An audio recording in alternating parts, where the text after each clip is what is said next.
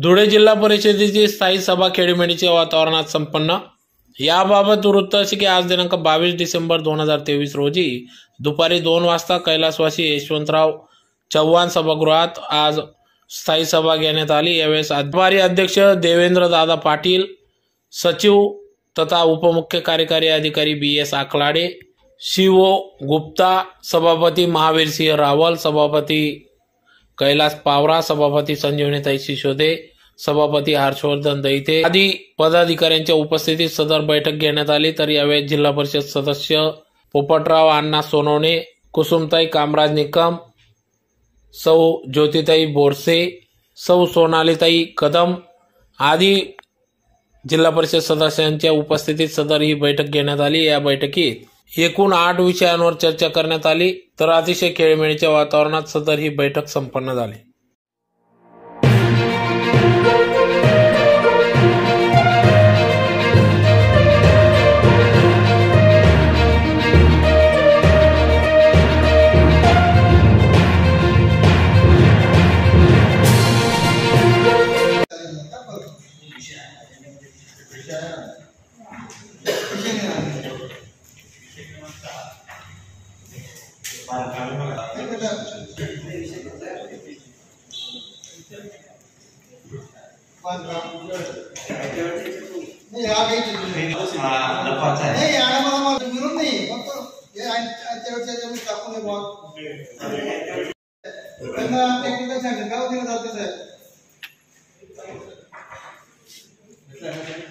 मातोश्री पाटणा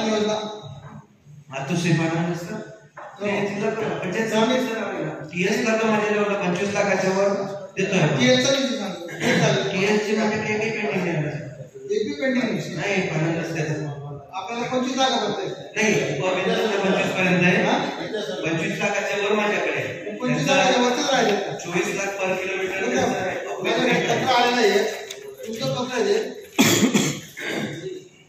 कुठल्या गावाचं अजून अंदाजपत्रक नाही मग मी बघून घेतो। मालपूर शेनपूर 25 लाखाचे भाव 25 लाखाच्या आतच दिला ना 25 लाखाच्या पुढे एस्टिमेट नाही आला आजपर्यंत नाही 24 लाख पर किलोमीटर शासनाचा रेट आहे। त्याच्यात जर बदल झाला तर शासनाकडे पाठवायचं हे पत्र आहे तुमचं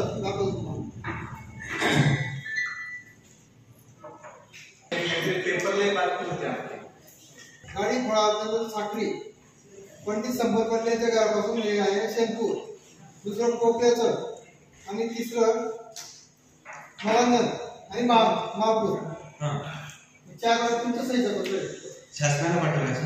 मग ते 24 लाख पर किलोमीटरच्या कॉस्ट वर सगळ्यांना म्हणून पाठवले कारण त्यांचा जो 49 लाखाचा एक आहे हो मग त्यांची 36 लाखाचा एक आहे 3-4 त्यांचं जो नॉर्म्स आहे की पर किलोमीटर 24 लाखाच्या वर जाऊ नये जर गेली तर शासनास पाठवावं त्यामुळे ते आपण पाठवले असेल।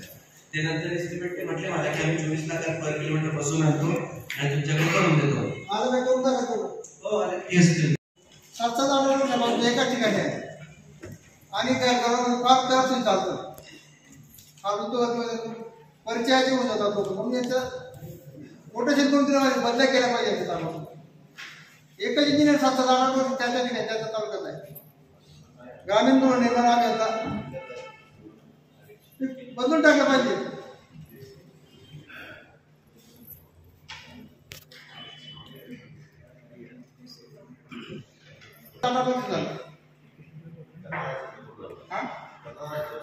तक्रार करायला पाहिजे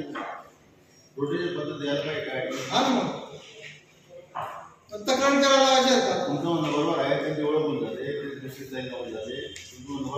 परिचय झाली का त्याचे गाव निर्माण आणि ते डायरेक्ट करतात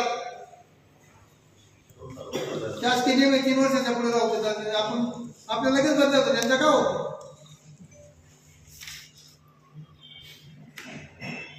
ते करणार आहे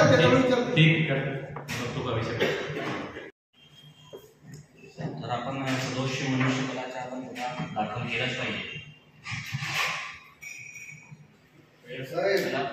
तो विषय असा झाला त्याच्यातला विद्यार्थी होती कासारे ग्रामपंचायतचा स्विच रूम नादुरुस्त होता, उघडा होता, त्याच्यातला डायरेक्ट मुलगी खेळता स्विच पर्यंत गेली आणि इलेक्ट्रिक सप्लायला तिचा हात लागल्यानंतर एमएससीबी कडे ते विद्यार्थी जागीच दगावली.